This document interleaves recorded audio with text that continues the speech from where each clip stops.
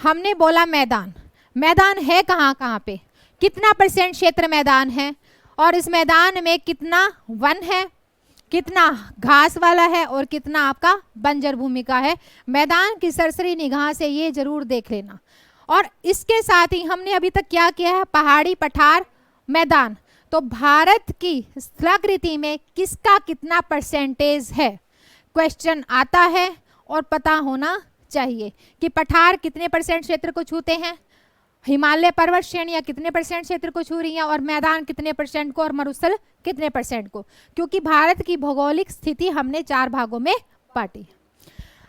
हम कर रहे हैं मैदान। भाबर का निर्माण मुख्यतः किससे हुआ है, बाकियों में क्या है,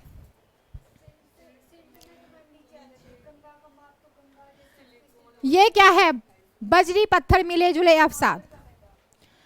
शिवालिक की दक्षिणी क्षेत्र में, क्वेश्चन आपसे अगर सिंपल बना तो ऐसे बन जाएगा, पकड़ लोगे, लेकिन अगर थोड़ा कॉन्सेप्चुअल बना, कॉन्सेप्ट से बना, तो शिवालिक के दक्षिणी सिरे से 8 से लेकर 13 किलोमीटर तक का क्षेत्र, सिंधु से तीस्ता नदी तक का क्षेत्र भाबर का मैदान है। ये पता होना चाहिए। शिवालिक से जस्ट नीचे ही कितना, 8 से 13 के भाबर का मैदान है। और जब भाबर के क्षेत्र में नदियां आती हैं तो मोटे मोटे पत्थर होते हैं, नदियों का बहाव कम होता है, भूमिगत हो जाती हैं और दिखती नहीं है। ये प्रदेश कृषि के लिए उपजाऊ नहीं है। भाबर क्षेत्र में नदियां भूमिगत हो जाती हैं, यह प्रदेश कृषि के लिए उपयोगी नहीं है। हाँ, यह क्यों है, दोनों फैक्ट, कॉन्सेप्ट एक ही है। भूमि पथरीली है, व्याख्या है, भूमि पथरीली है तभी तो उपजाऊ नहीं है, भूमि के नीचे जल बह रहा है तभी तो उपजाऊ नहीं है। भूमि व्याख्या सही कर रही है, दोनों ही सही है, क्योंकि उपजाऊ इसलिए नहीं है क्योंकि नदियां भूमिगत हैं और बजरी और मिले जुले अवसादों का क्षेत्र है। चले आगे। हमने कहा 8 से 13 किलोमीटर तक का क्षेत्र भाबर का क्षेत्र है। अब 13 से लेकर 35 किलोमीटर तक का क्षेत्र किसका है, तराई का क्षेत्र है, पता होना चाहिए। भाबर के दक्षिण में या भाबर के समांतर, कई बार दक्षिण कई बार समांतर, भाबर के समांतर ही ये क्षेत्र शुरू हो जाता है। तराई कहाँ तक है, जलवायु वाला इसमें होगा नहीं, तो भाबर के दक्षिण में तराई क्षेत्र है। कहाँ से करें, निम्न कथनों पर विचार करें कि कौन सा असत्य है। भाबर के दक्षिण में तराई क्षेत्र है, तराई में भूमिगत नदियां ऊपर आ जाती हैं। तराई में निम्न समतल मैदान में दलदली भूमि का निर्माण होता है। क्यों, क्योंकि जब तराई में नदियां आती हैं तो नदियां फैल जाती हैं, उनकी राहें अलग हो जाती है, पानी इकट्ठा रहता है और बार बार बाढ़ें भी आती है, क्योंकि ऊपर से पानी के अवसाद, तो ये भूमि कैसी हो जाती है, दलदली। और तराई प्रदेश में नदियों का निश्चित मार्ग होता है नहीं। तराई प्रदेश का निर्माण कंकड़ पत्थर, कंकड़ पत्थर सब में मिलेगा, पर यहाँ पे चिकनी मिट्टी मिलेगी। और नदी ऊपर से आई है तो बजरी तो है ही, मोटी मोटी बजरी पत्थर, लेकिन सिल्ट अवसाद, ये अवसाद कैसे होते हैं, कैसी होती है गाद,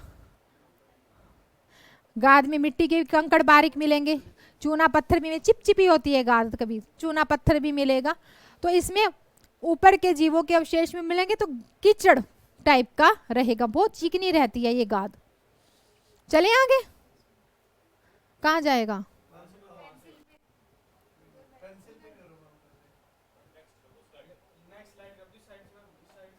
अच्छा उधर कर दिया क्या। बांगर का निर्माण, अब पहले कौन सी मिट्टी आई, भाबर, और फिर क्या आ गई, बांगर। बांगर का निर्माण किससे हुआ, अच्छा पहले आई भाबर, भाबर के बाद आई तराई। अब ये जो बांगर है ये काप ऑब्लिक जलोड़ का पार्ट है, बांगर और खादर जलोड़ का पार्ट है। तो बांगर का निर्माण किससे हुआ, क्योंकि जलोढ़ जो है उसमें मिट्टी होती है, तो दोमट मिट्टी यानी कि चिकनी रेत। कई बार हम नहीं लगाते, वो चूल्हे लिपते हैं, पीली मिट्टी, वो कितनी चिकनी होती है और बारूद का ही अंश है। तो ये क्या है? चीका दोमट बलुई मिट्टी। बालू कंकड़ किस में होंगे? आगे चलेंगे हम। सिलट निक्षेप किस में होंगे? भाबर में।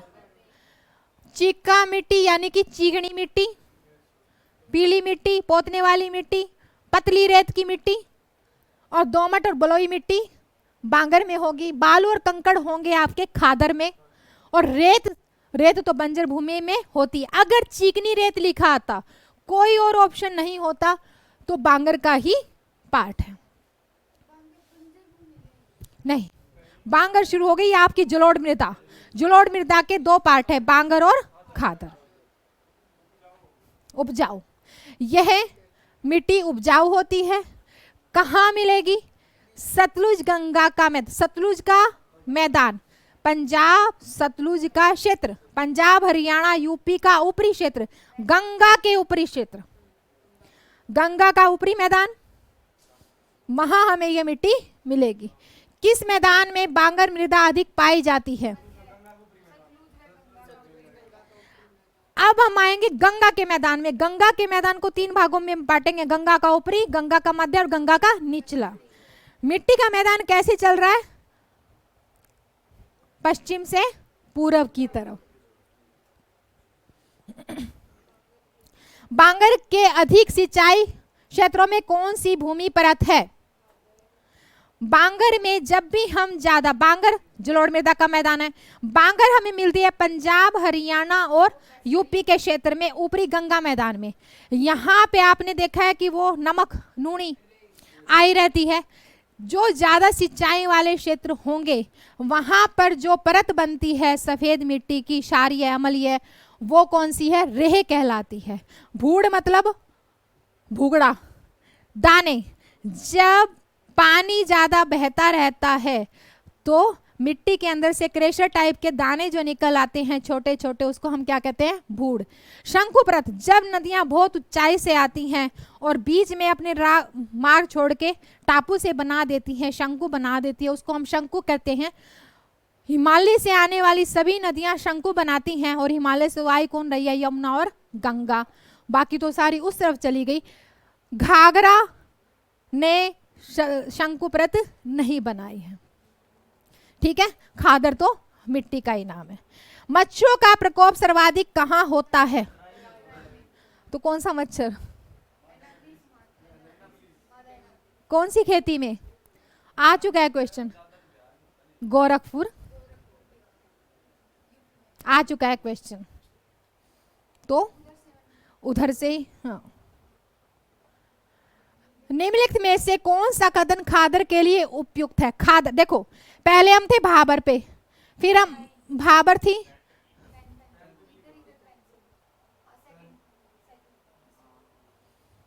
पहले हम भाबर पे थे, फिर तराई, फिर बांगर, अब खादर। ये काप मृदा है, काप यानी जलोढ़ मृदा है, ठीक है, एल्यूवियल सॉइल। और ये जो खादर है ये आपको मिलेगी गंगा के ऊपरी क्षेत्र में, गंगा के मध्य क्षेत्र में और गंगा के निचले क्षेत्र में। तो आपको इसको ज्यादा ध्यान से देखना है। यहां प्रतिवर्ष बाढ़ आती है, खादर, हम पहुंच गए गंगा के मध्य क्षेत्र में, तो खादर कहां मिलती है? गंगा के मध्य क्षेत्र में। तो बाढ़ें आती हैं। खादर प्रदेशों का कछारी प्रदेश भी कहते हैं, हाँ। इसकी मिट्टी बालू और कंकड़ होते हैं, हाँ, क्योंकि बाढ़ आ रही है, बालू और कंकड़ी बसते हैं। इसमें भूमिगत जल की वृद्धि हो जाती है, हाँ, क्योंकि खादर का क्षेत्र ऐसा है जहां पे भूमिगत जल का मान कितना है, तो क्षेत्र देख लेना। यूपीएससी के अप्रोच से आपको भूमिगत जल का मान पता होना चाहिए। और इसकी उपजाऊ क्षमता प्रतिवर्ष, हाँ, तो सारे आंसर ठीक है। हिमालय, ये कौन सी क्षेत्र है खादर का? मध्य गंगा, ये पता हो ना। और जो आपको भाबर मिलती है वो शिवालिक वाले क्षेत्र में। ठीक है, तो ये आपको पता होना चाहिए। हिमालय की कौन सी नदियों ने शंकु का निर्माण नहीं किया? बाकी सबने किया है। डेल्टा के उच्च तथा निम्न भूमियों को कौन सी संज्ञा दी गई है? ये जो है गंगा जब सागर में गिरती है तो वो बट जाती है, और फिर जब ये क्षेत्र जैसे दो धाराओं में बट गई, फिर धाराएं मिल गई आपस में, तो ये बीच का जो टापू बन जाता है इसको हम कहते हैं चर। ये रहने के लायक होता है। और ये जो सागर में सागर का पानी यहाँ पे आ जाता है, तो जो भूमि हमें लहरों के नीचे दिखती है पर वहां रह तो सकते नहीं, तो उसको हम कहते हैं बिल। तो देखो चर, ये बिल है, चर बिल। भूड़ हमने देखा था, कहाँ था? ऊपर था, ठीक है, बांगर में। और रेह नमकीन परत। तो चार जो जहां पे हम रह पाए और ये डेल्टा क्षेत्र में मिले और भीड़ जो भूमि समुद्र के लहरों के नीचे है। निम्न में खादर की भूमि अधिक है? मध्य गंगा मैदान। भाबर तेरा ऊपर है, ठीक है। तो ये क्या है? मध्य गंगा मैदान। असम का सबसे बड़ा लैगून कहाँ है? एशिया कहाँ है? चिल्का। चिल्का कहाँ है? पर्टिकुलर जगह देखना है। उड़ीसा में। किस जिले में? क्वेश्चन जितना हमने देखा जिला देखना है। उसके बाद यहाँ पर किसका अभ्यारण्य है, किसकी सेंचुरी है, ये जैव आरक्षित क्षेत्र है या नहीं है। उसके बाद पुलिकट कहाँ है? अभी पुलिकट पे क्वेश्चन आ रहा है। सांबर का है? राजस्थान। डिडवाना का है? राजस्थान। उत्तरी सरकार तट कहाँ है? अच्छा, पूर्वी घाट पे, पूर्वी घाट, अभी उत्तरी सरकार का तट है आपका महानदी व कृष्णा के बीच में। कोरोमंडल तट कहाँ है? कृष्णा और कावेरी। पूर्वी घाट और पश्चिमी घाट को अलग करता है नागरकोइल और कन्याकुमारी। नागरकोइल एक कटक है जो कन्याकुमारी से पश्चिमी घाट और पूर्वी घाट को अलग करता है। ये कटक कहाँ है? कन्याकुमारी में।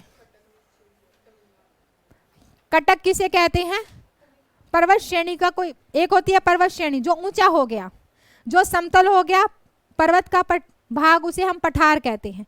लेकिन पठार से छोटा क्षेत्र और पहाड़ी के आकार का उसे हम कटक कहते हैं। तो कन्याकुमारी में नागरकोइल कटक है जो पूर्वी घाट और पश्चिमी घाट को अलग करता है। ठीक है, हाँ, कृष्णा कावेरी,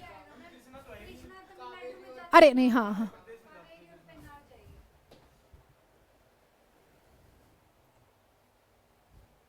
पहले पश्चिमी तट के पार्ट बोलो।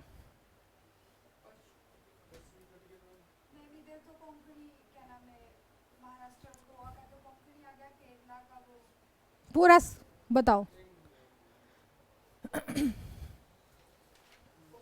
कोरोमंडल तट है सुनो, कन्याकुमारी से लेकर के कृष्णा तक का क्षेत्र है कोरोमंडल तट।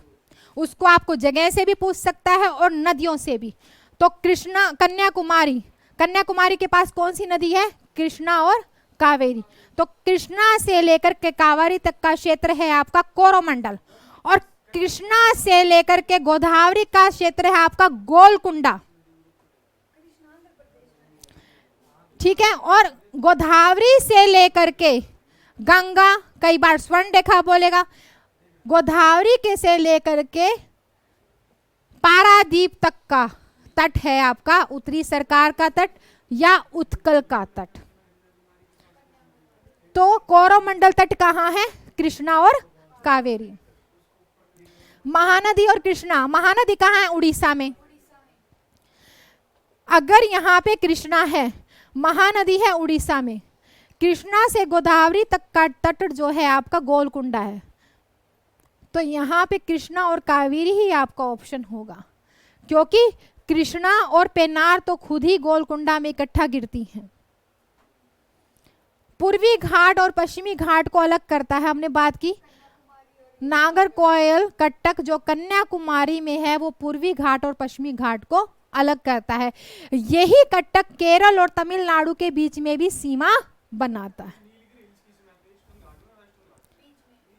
दोनों श्रेणियों को जोड़ती है, पूर्वी घाट और पश्चिमी घाट को। डेल्टा झील कोलेरू किन दो डेल्टाओं के बीच में है?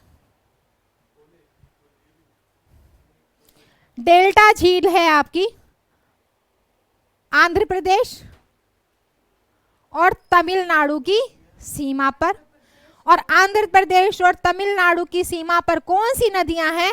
गोदावरी और कृष्णा। पुलिकट झील किन दो डेल्टाओं के बीच में है? अरे ये इसने मिक्स कर दिया। कोरोमंडल तट, यहाँ पे डेल्टा नहीं, यहाँ पे तट आना था। उत्तरी सरकार का तट कौन सी रेखा से शुरू? गोदावरी से लेकर के पारादीप तक। व्हीलर द्वीप कहाँ पे है? आंध्र प्रदेश में है। चेन्नई तट कौन सा है आपका? गोलकुंडा तट को हम चेन्नई तट भी बोलते हैं।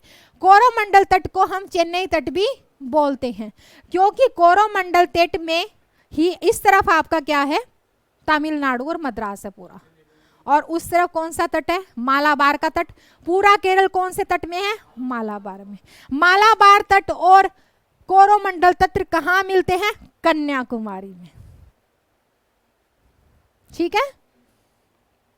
सूची 1, कोलेरू झील, चिल्का झील, पुलिकट झील, सीमा कौन बनाती है?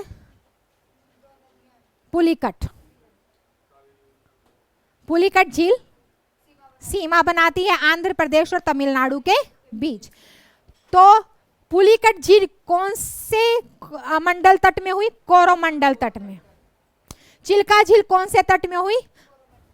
उत्कल तट में, उत्तरी सरकार तट में, उत्कल तट में। और कोलोरा झील कौन से तट में हुई? गोलकुंडा तट, क्योंकि ये आंध्र प्रदेश में है। गोलकुंडा तट है गोदावरी से लेकर के, कृष्णा से लेकर गोदावरी तक का क्षेत्र। चलें आगे। 3 भागों में, कन्याकुमारी से कृष्णा, कोरोमंडल, कृष्णा से गोदावरी, गोलकुंडा, गोदावरी से पारादीप का क्षेत्र, उत्तरी सरकार या उत्कल तट। ठीक है। मालाबार तट कहाँ पे है? केरल में। कोरोमंडल तट कन्याकुमारी से कृष्णा तक का। कन्नड़ तट गोवा से लेके कर्नाटक, और कोंकण तट गुजरात से लेकर के गोवा तक का तट। महाराष्ट्र, गुजरात से लेकर के गोवा तक का क्षेत्र। कौन सा कथन सही है? केरल में अष्टमुडी व वेम्बनाड झील है। अष्टमुडी भी है, दोनों ही पैरेलल में है। दोनों ही कैसी झील है? ये कयाल की झील, जो पानी लहरों से पीछे छूट जाता है, ये वो झील है। और सबसे लंबी झील कौन सी है? वेम्बनाड झील। हाँ जी। मालाबार तट में अनेक पशजल हैं जिन्हें केरल में कयाल कहते हैं। अभी हमने कहा कि कयाल जहां पानी रुक जाता है वो कयाल है, और कयाल कौन है? वेम्बनाड झील और अष्टामुडी झील कयाल झील है। विस्तार कहां पर है? गंगा के निचले मैदान से स्वर्ण रेखा, स्वर्ण रेखा तो उड़ीसा में है। गंगा के निचले मैदान से कृष्णा तक, गंगा के निचले मैदान से कावेरी तक, गंगा के निचले मैदान से गोदावरी तक। ठीक है। मालाबार तट अवस्थित है, मालाबार तट अवस्थित है कहां पर? मैंगलोर से कन्याकुमारी तक। मालाबार तट केवल केरल राज्य में ही है। मामगो, मामगो कन्नड़ कनारी तट। मंडोवी ज्वारी कहाँ है? गोवा में। गोवा। मंडोवी ज्वारी गोवा में है। मालाबार तट कौन कौन से राज्य में है? सिर्फ केरल।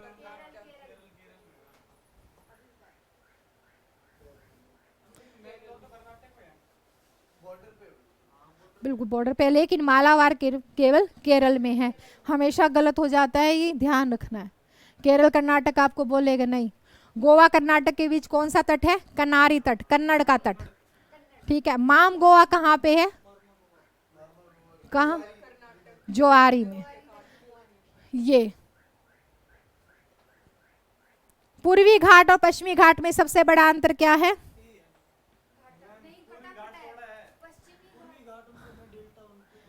ये कटाफटा नहीं है, ये कटाफटा है और ये चौड़ा है। ये प्राकृतिक बंदरगाह नहीं है, कटाफटा तट नहीं है, तो इसलिए प्राकृतिक बंदरगाहें भी नहीं है। इनमें श्रेणियों का अभाव है, श्रेणियों का अभाव है कि लंबी श्रेणी नहीं चल रही। तो पूर्वी भाग में डेल्टा है, डेल्टा तो है, चौड़ाई अधिक है, ठीक है। कटाफटा है नहीं, और श्रृंखलाबद्ध ये लिखा हुआ है, ये है श्रृंखलाबद्ध श्रेणियों का अभाव है। मतलब कि एक चेन में ही पर्वत श्रेणी नहीं है। हमने कहा है कि बड़ा अंतर क्या है? पश्चिमी घाट सबसे कटाफटा तट है। आप कच्छ की खाड़ी क्यों भूल जाते हो? आंध्र प्रदेश की, ये कर्नाटक की क्यों याद रखते हो? गुजरात क्यों भूल रहे हो? सबसे प्राकृतिक, ये सबसे प्राकृतिक बंदरगाह यहाँ पे, ज्वारीय बंदरगाह कहाँ पे है? गुजरात। यहाँ पे नहीं, यहाँ नहीं है। यहाँ पे सिर्फ आप विशाखापत्तनम ही देख रहे हो। आप गुजरात को देखो ना, गुजरात में कितने तट हैं? कच्छ की खाड़ी, खंबात की खाड़ी, सबसे बड़ा ज्वारीय पत्तन और सबसे ज्यादा प्राकृतिक बंदरगाह कहाँ पे है?